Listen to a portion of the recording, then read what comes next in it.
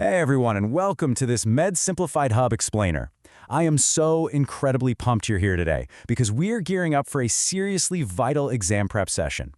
We're going to uncover the hidden, underlying mechanisms that keep the human body, and well, quite frankly, every living thing on this planet, alive and kicking.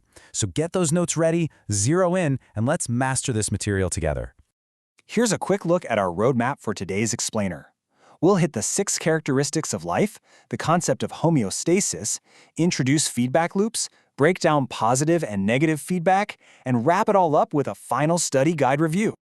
All right, let's jump right into Section 1, the 6 characteristics of life, our absolute baseline for survival. Now, it's super important to remember that whether we're talking about a microscopic bacterium or a massive blue whale, certain baseline criteria absolutely have to be met for something to be classified as living. These are basically the 6 non-negotiable rules of life. First up, a living thing has to respond to its environment. Think about it. If you step on a rock, nothing happens, right? It's not alive. But if you accidentally step on a turtle shell, yeah, that turtle is going to respond. It'll move or maybe even snap at you. Living things also grow and develop, they produce offspring, they maintain internal balance, and they're built of at least one cell. Oh, and I really want to highlight that complex chemistry part. Even the simplest life forms are undergoing literally thousands of complicated chemical changes at any given second just to stay alive. That whole chemical circus, that's what we call metabolism. And growth and development isn't just some static thing. It's a highly active, continuous process.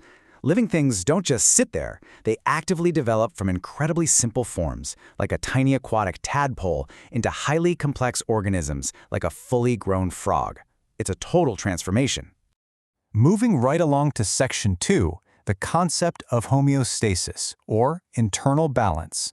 Listen, if you take away just one single thing from our study session today, let it be this: homeostasis. It is the true star of today's study guide for sure. It's the core of that 4th characteristic of life we just talked about, keeping things constant. Officially, homeostasis is the state of steady internal, physical, and chemical conditions maintained by living systems.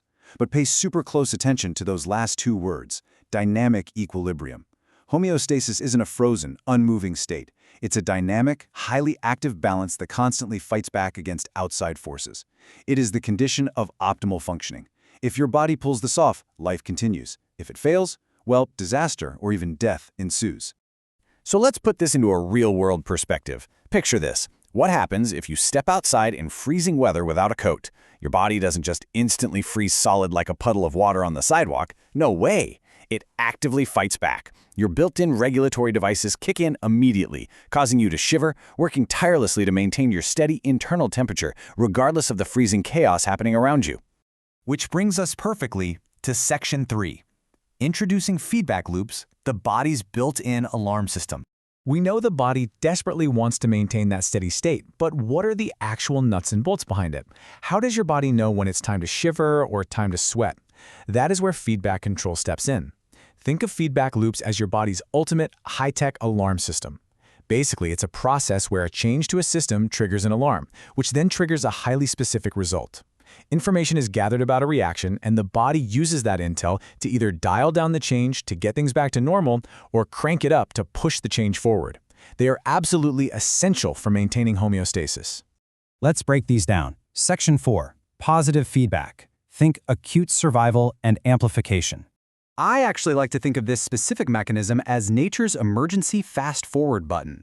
The body uses it when something absolutely crucial needs to happen very, very quickly. A positive feedback loop kicks in when the product of a reaction leads to an actual increase in that exact same reaction. The classic textbook example of this is childbirth. When labor starts, the baby's head pushes downward, increasing pressure on the cervix. This triggers receptor cells to shoot a chemical signal straight to the brain, which then releases a hormone called oxytocin right into the bloodstream. That oxytocin causes contractions, and here is where the loop happens. Those contractions stimulate the release of even more oxytocin, which causes even more contractions. It just keeps building and building until the baby is born. This continuous, escalating cycle is just a brilliant illustration of positive feedback in action. Notice how it's actually moving the system further away from equilibrium. It's amplifying the effects, pushing the body harder and harder away from its normal resting state, until the acute survival event, the birth itself, is totally complete. And here's another rapid survival mechanism: blood clotting. When you tear tissue, it releases a chemical that activates the platelets in your blood.